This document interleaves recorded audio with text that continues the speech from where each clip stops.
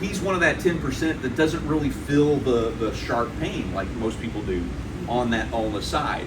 So you're gonna be putting more pressure on it, and as a result, he'll feel it on the thumb side.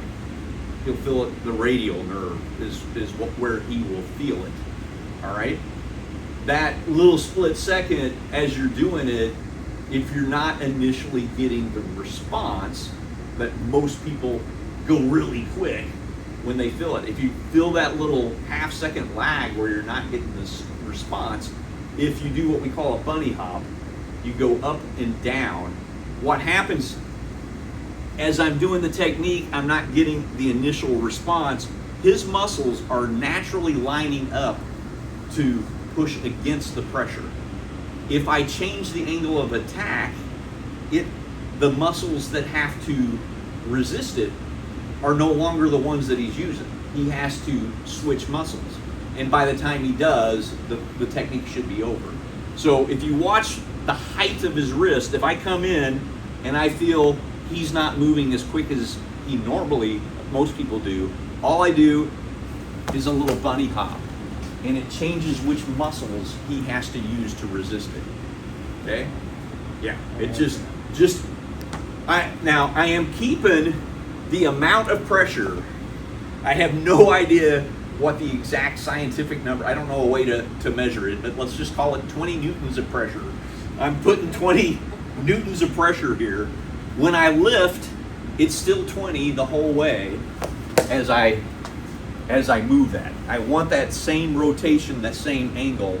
It's like I'm picking something up and setting it on a shelf, right? Because if you let off, he's just going to realign. Right, well, he's going to... Yes. And so in reality, I would, you have bad knees or anything?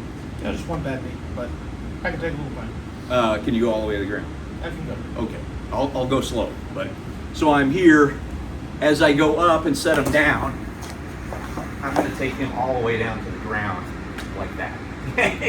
That was funny. I didn't bring my handcuffs with me, but yeah. That was funny. So, and in reality, in a fight, it would be boom. Okay, Yeah. But we're not putting the mats out, and even with the mats out, the faster you go, the more likely you're going to injure somebody. And I'll tell you this: anytime you find like somebody that's in that 10% group that doesn't feel the pain, because they don't feel the pain, they don't move as quick away from you, and they're more likely to get injured the faster you go, because their body just isn't reacting the same way, right? They're more inclined, particularly if they're a low Q, which you're obviously not, right? And they don't know how to move yet. They're more likely to get injured. Yes, sir. So you're not changing the pressure, you're just simply... Uh-huh. Yeah. So I'll let you feel it. Go for it.